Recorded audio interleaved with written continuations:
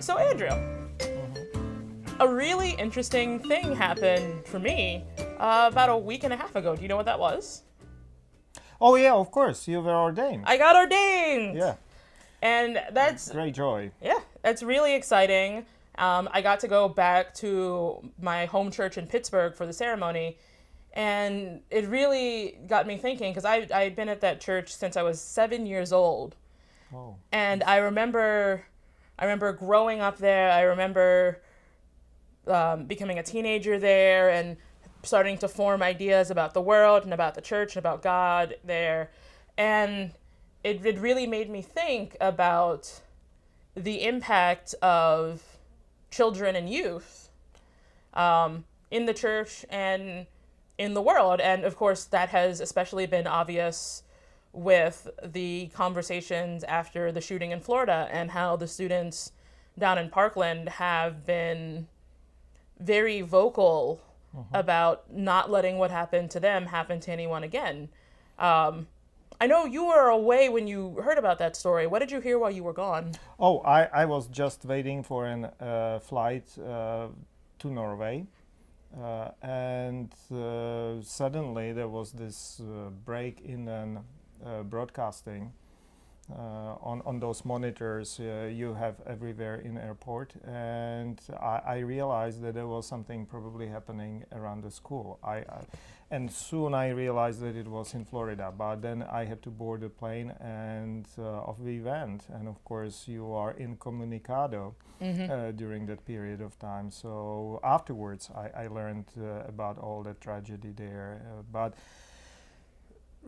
you know, even there, I heard about it. It was reflected in media, and I was really impressed by the maturity of those young people and their approach. And I think that that is something any community can learn, to be more attentive and open to young people, and including children. And that's one of the things, you know, that here at Rutgers Church we are trying to be all generational church and try to have involvement of children in worship regularly, and even having the full worship with children at least once a month. Yeah. Because I think that it is important for all of us not to be segregated to different age groups, but to live together like people normally live. So and then different generations can bring their different concerns, different perspective, different insights.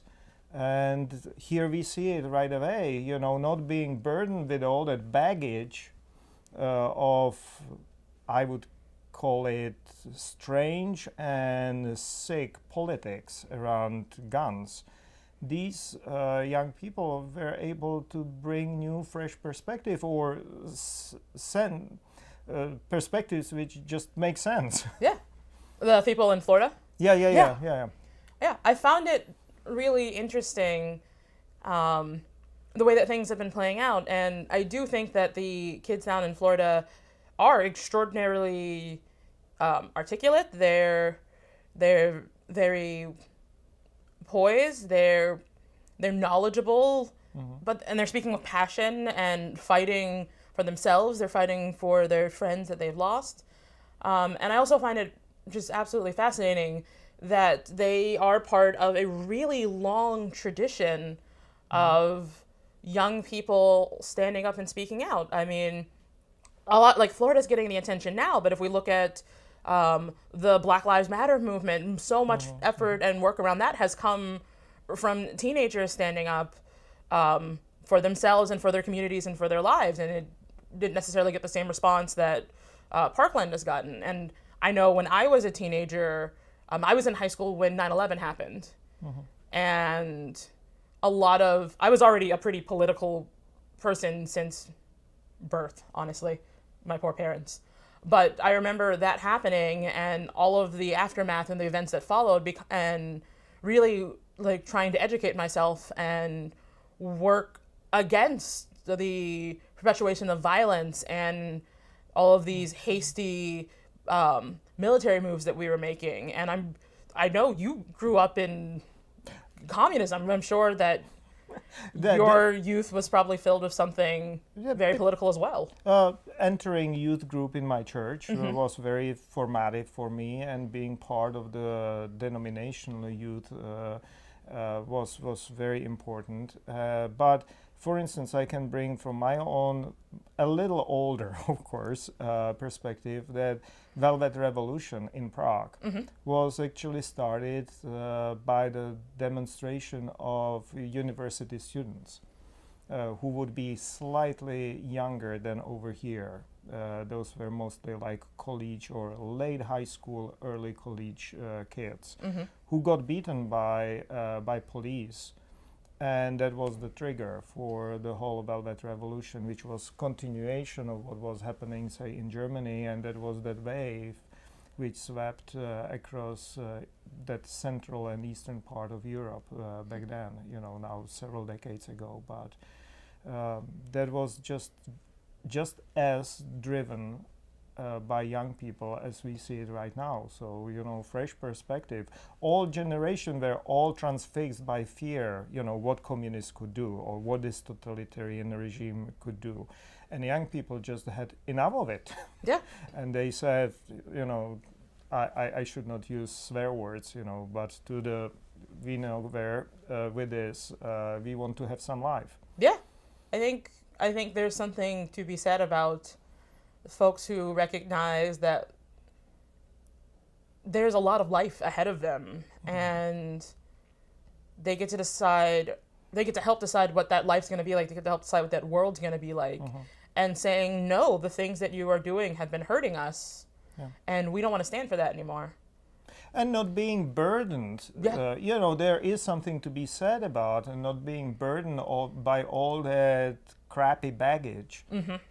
Adults and older adults are usually carrying with them. There is with that coming some wisdom and insights, but sometimes it is very helpful, not to be burdened, have a fresh perspective, and youth is definitely bringing that to us. Yeah, one of the things that I always find just absolutely mind-blowing is when I go up and I teach Sunday school class. We've got kids in that class who are as young as 5 all the way up to 11 and going on 12.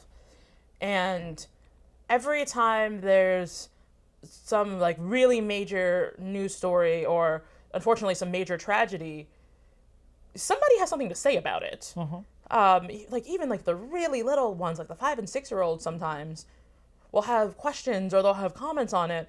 And my general rule is to let kids tell me where they want that conversation to go. So I'll, if they bring it up, I'll ask follow-up questions and see what they're really trying to ask or what they really want to talk about. And every time that I do that, I'm so amazed at how much they have thought about things, how much they internalize and sort of intuit in their guts, and how much I have to learn. I'm 32, so I'm not super old, but listening to the wisdom of a 7-year-old or a 12-year-old or a 15-year-old, I learn so much about God, about the world, about justice.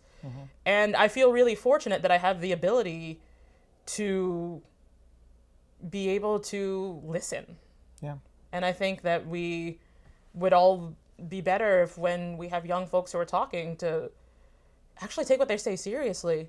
And we're starting to do that now. I wish we've been doing that sooner, but I hope that continues. Yeah, and we will definitely continue doing it in our church. Yes. Having children and youth involved in worship, but at the same time, from the other perspective, I would like to invite myself again back to Sunday school. Figuring out someone to take my pulpit and then being with our children in Sunday school. Yeah. Just you reminded me of those marvelous experiences I had before, so we need to schedule that pretty soon. I would love to swap out with you and let you experience some of the wisdom as well. That's great. Let us do that. Yeah.